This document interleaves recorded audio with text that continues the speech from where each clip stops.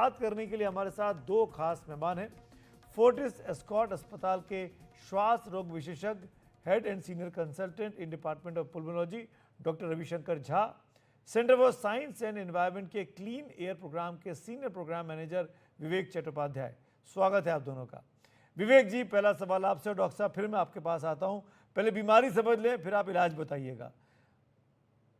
विवेक जी, पराली, pollution, construction, धूल, मिट्टी, इस पूरी श्रेणी में पटाखे किस नंबर पे आते हैं और कितने जिम्मेदार हैं? देखिए, पटाखे जो है, जो इनका जो इफेक्ट होता है, ये 2 या 3 दिन तक बहुत ज्यादा सीवियर होता है। हालांकि इस वर्ष जब दीपावली हुई, दूसरे दिन एक संयोगवश मौसम अच्छा रह गया, हवा तेज बह गई। अदरवाइज जो प्रदूषण जो होता है वो एक तरह से आप कह सकते हैं कि दम घोटू हो जाता है। क्योंकि हम रात को जो इंफॉर्मेशन देखते हैं दीपावली की रात को ही, उसमें ही गवर्नमेंट का डेटा ही खुद दिखाता है, मॉनिटरिंग का डेटा, कि प्रदूषण एकदम खतरनाक स्तर पर पहुंच चुका है। और विवेक जी, वो दिवाली को केमिकल्स, ये सॉरी मेटल्स सॉरी होते हैं, सॉरी विवेक और ये जी, प्रदूषण जाता नहीं है विवेक जी, लोगों में आप मुझे जी। अगर सुन पा रहे हैं तो दिवाली को गए तो अब तो 5-6 दिन बीत चुके हैं। कल शाम को भी दिल्ली में कई जगह पर AQI 500 के ऊपर था। तो क्या उसके लिए भी पटाखे जिम्मेदार हैं? नहीं नहीं, बिल्कुल नहीं। देखिए, प्रदूषण के दो स्रोत हैं। एक ग्रुप जो है पूरे साल भर जो प्रदूषण करता है, गाड़ियां हैं, फैक्ट्रियां हैं, पावर प्लांट्स हैं, और ये स्रोत जो है लगातार प्रदूषण हमेशा साल भर करते हैं। और दूसरे जो स्रोत होते हैं, जैसे पराली का जलाना एपिसोडिक होता है, पटाखे एपिसोडिक होते हैं, या किसी एरिया में मान लीजिए कूड़े का ढेर है बहुत बड़ा, जैसे जी, गाजीपुर में आग लग जाती है, ये एपिसोडिक या लोकलाइज्ड इफेक्ट होता है। तो हमें दोनों के लिए सचेत होना पड़ता है, और खास करके सर्दियों के मौसम में, चूंकि हवा में बिल्कुल ही वेंटिलेशन की कैपेसिटी या डाइल्यूट करने की कैपेसिटी बिल्कुल ही जा चुकी है। जी। एक तरह का ढक्कन लग चुका है, आप कह सकते हैं, लिड है, जो कि यहाँ की हवा को ना तो ऊपर उठने दे रहा है, ना तो वर्टिकली जा रही है, ना हॉरिजॉन्टली जा रही है। तो ऐसी स्थिति में जब आपके घर के सारे खिड़की दरवाजे बंद हो, और उस समय अगर आप घर में प्रदूषण कर रहे हैं, तो जी, आपका खुद की जान जा सकती है। तो ये बात मेरे ख्याल से लोगों को समझना पड़ेगा। और प्रदूषण के सारे स्रोत हैं, आप अगर हम उन सारे में विवेक डील जी ना एक चीज करें और तो बताइए, इफेक्ट नहीं जल्दी से, होगा। मुझे फिर डॉक्टर साहब के पास भी जाना है कि क्या नकली बारिश, इसका इंतजाम हो सकता है? क्या इलाज हो सकता है नकली बारिश?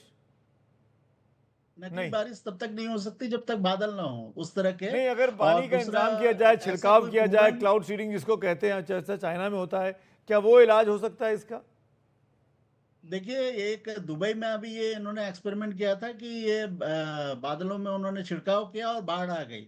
तो ये भी ध्यान रखना होता है कि किस स्थिति में हाँ, आप इसका करें। अभी तो बादल ही नहीं है, पहला फैक्टर ये है। तो प्रकृति से इसका छेड़छाड़। पायलट स्टडी करके अगर आप देखें तो फिर बात अलग है, परंतु ये सब बैंड एड सॉल्यूशंस हैं। जी, हमारे फोकस ये होना चाहिए कि हम प्रदूषण को स्रोत से खत्म करें। बाकी चीजें अगर हम जितना वेरी भी ट्रू। करें, आप डॉक्टर झा, एयर ठीक है, मैं प्यूरिफायर। डॉक्टर साहब के पास एक कमेंट ले लेता हूं, अपनी बारी का इंतजार कर रहे हैं। डॉक्टर साहब, शुक्रिया आपके पेशेंस के लिए। दो तीन चीज़ें जल्दी से बताइए आप तमाम दर्शकों को कि अगर वो महसूस कर रहे हैं आंखों में जलन, सांस लेने में दिक्कत, तो क्या करें, वो रिलीफ कैसे पाएं? जी नमस्कार। सबसे जरूरी हमें ये जानना है कि अगर आपको किसी भी तरह के पॉल्यूटेंट से सेंसिटिविटी है, अगर सपोज आपको एस्थमा है या आपको वैसे ही कोई एलर्जी की प्रॉब्लम है, तो जैसे ही आप खराब AQI में बाहर निकलते हैं, आपकी प्रॉब्लम कई गुना बढ़ने का खतरा होता है। इसका एक सिंपल सा एग्जांपल ये है कि पिछले कुछ दिनों में, दिवाली से 2-3 दिन पहले से लेके अभी तक, हमारी OPD में सांस के मरीजों की संख्या में कई गुना इजाफा हुआ है, कई गुना ज्यादा पेशेंट्स आ रहे हैं।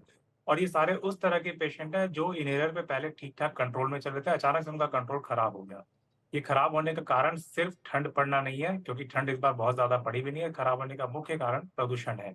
अच्छा, अगर आपकी आंखों में जलन जैसी चीजें शुरू हो गई है, तो मेक श्योर कि आप घर से बाहर निकलते हुए हमेशा अच्छे खासे अमाउंट में पानी पी के निकले, अगर आपको हार्ट और किडनी की प्रॉब्लम नहीं है तो।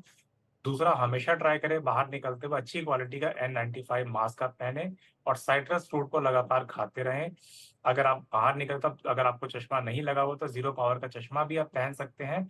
लेकिन इसके अलावा और कोई चीज नहीं है जो आपको प्रदूषित हवा के कांटेक्ट में आने से रोक सके। एक सिंपल सा लॉजिक है कि आपको उसके कांटेक्ट में जाने से ही रोकना है, चाहे वो बैरियर्स करके रोकें, चाहे अपना बाहर निकलने का टाइम चेंज करके रुकें।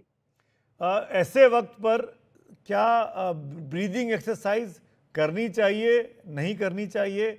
मॉर्निंग वॉक्स करनी चाहिए, नहीं करनी चाहिए? घर के बाहर निकले कि नहीं? नहीं, देखिए, इसमें एक बहुत इम्पोर्टेंट बात मैं आप सबको बताना चाहूँगा कि अक्सर कई बार लोग क्या करते हैं कि अपनी लंग्स को और मजबूत बनाने के लिए जैसे ही पॉल्यूशन बढ़ता है वो एक्सरसाइज करना बढ़ा देते हैं, जो कि बिल्कुल ही गलत है।